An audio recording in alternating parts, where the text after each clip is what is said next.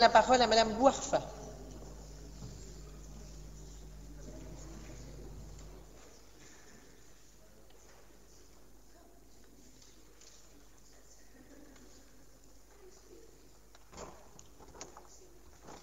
Merci Madame la Présidente, Messieurs les ministres, chers collègues.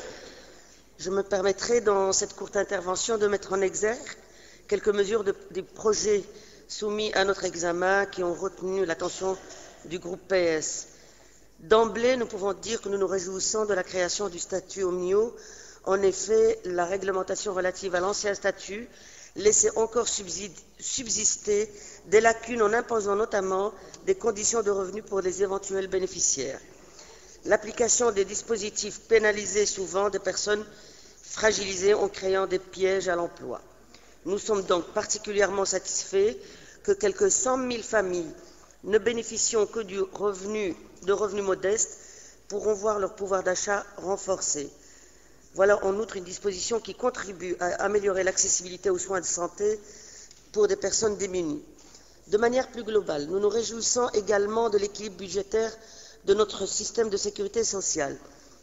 Certes, le financement alternatif a joué un rôle essentiel et a en tout cas permis de ne plus mettre uniquement la pression sur le facteur travail. Nous resterons bien évidemment attentifs à ce que les bonis dégagés en faveur du système des soins de santé interviennent pour des mesures concrètes en faveur de nos concitoyens les plus fragilisés. L'amélioration de la protection des malades chroniques par le remboursement des frais de déplacement des parents d'enfants hospitalisés atteints par exemple de cancer ou encore le remboursement partiel d'antidouleurs en principe non remboursables sont évidemment des mesures qui rencontrent également notre approbation. Nous retiendrons dans le lot des mesures attendues la création du fonds amiante. Le dispositif soumis à examen a fait l'objet de nombreuses consultations, tant des représentants des victimes de l'amiante, mais également des partenaires sociaux. Nous constatons avec satisfaction que l'ensemble des travailleurs sont concernés, les salariés, le secteur public inclus, mais aussi les travailleurs indépendants qui ne bénéficient pas de régime de protection dans le cadre de maladies professionnelles.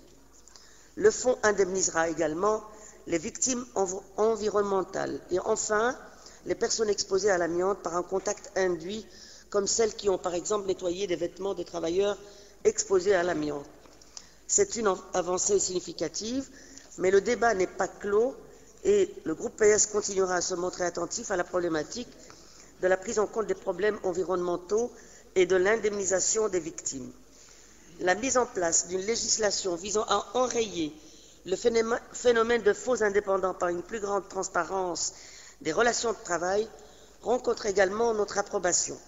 En effet, ce système de faux indépendants a tendance à se développer et il engendre des problèmes de concurrence déloyale propres à mettre en danger notre système de sécurité sociale.